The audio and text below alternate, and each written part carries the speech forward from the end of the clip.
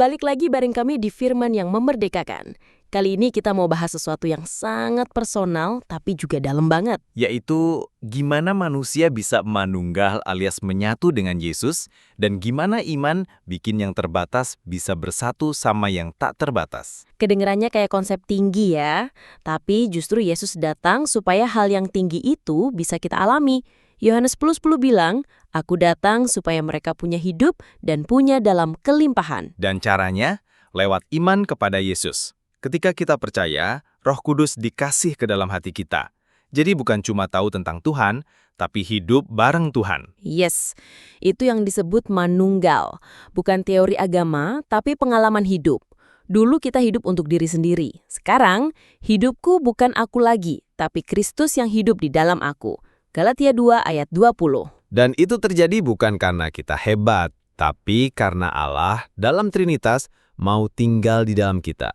Yaitu Bapa punya rencana keselamatan, Anak, yaitu Yesus, datang jadi teladan, dan Roh Kudus masuk ke dalam dan bimbing langkah demi langkah. Bayangin, Allah yang tak terbatas masuk ke hati manusia yang penuh keterbatasan. Gimana caranya? Lewat iman. Ketika kita percaya Yesus adalah Tuhan, kita buka akses ke dimensi ilahi. Dan iman itu bukan cuma percaya di kepala, tapi mengandalkan dan menyerahkan diri. Dan ketika kita percaya, kita nggak lagi sendirian. Ada kekuatan untuk mengampuni. Ada damai waktu badai. Ada sukacita di tengah penderitaan. Dan hidup yang manunggal ini nggak instan. Ini proses. Tapi kita nggak sendirian.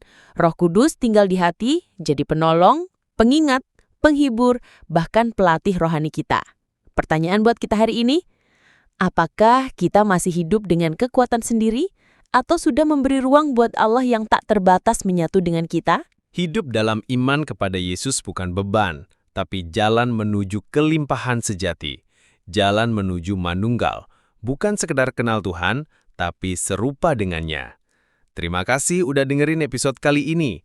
Terus bertumbuh, terus percaya, dan izinkan Roh Kudus bimbing kita ke hidup yang manunggal dan memerdekakan.